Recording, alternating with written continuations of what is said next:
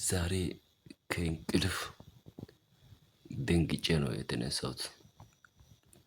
ለምን በዩቲዩብ ላይ ትልቅ ደረጃ የደረሱ ሰዎች እያሰብኩ ነበረ የተኛሁትና ከዛ አጋጣሚ ደንግጬ ማለት ነው ተነሳው። ከዛ ስነሳ አንድ የኛ አካባቢ አንድ ወጣት ጎበዝ ወጣት ዩቲዩበር አለ ኮንተንት ክሬተር። እሱን አሰብኩኝና ከዛ ዝም ብዬ ዩቲዩብ ውስጥ ገባሁ። ዩቲዩብ ውስጥ ሲገባ አንድ ቪዲዮ አገኘው። አንድ ቪዲዮ ደግሞ ካገኘው በኋላ ዮሐንስ ሞአ የሚል ዩቲዩብ ቻናል ጋር ገባው።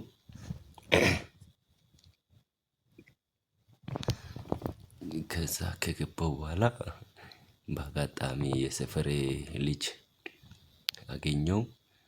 ከሶሻል ሚዲያ በቀላሉ ገንዘብ እንዴት ይሰራል የሚል አንድ ርዕስ ካገኘው በኋላ ይሄማ ይሄ ነገር ይጠቅመኛል ብዬ ከዛ ውስጥ ገባሁ።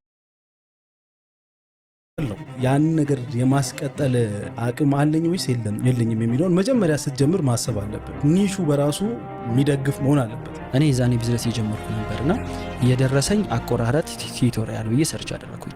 አንድ ቪዲዮ የለም እንዴ! ይሄ ሁሉ ቢዝነስ ባለበት እንዴት ነው አንድ ሰው እንኳን ቀርጾ ፖስት የማያደርገው?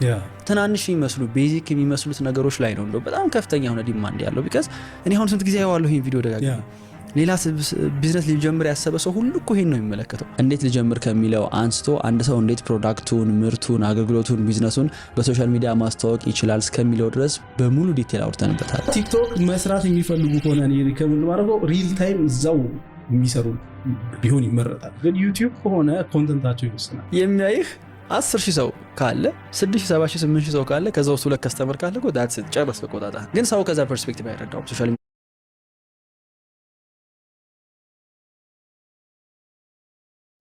አሁን እንግዲህ እንደሰማችሁት ሁለቱም በዩቲዩብ ላይ በጣም ትልቅ እውቀት ያላቸው ሰዎች ናቸውና እነሱን ስላየው በጣም ደስ ብሎኝ ይሄን ቪዲዮ ሰርቻለሁ።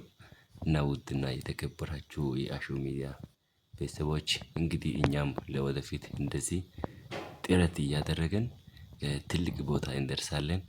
እንግዲህ ከአሁኑ ነው እናንተ ደግሞ ላይክ ኮሜንት እያደረጋችሁ ሰብስክራይብ እያደረጋችሁ አበረታቱልኝ። ወዳችኋለሁ።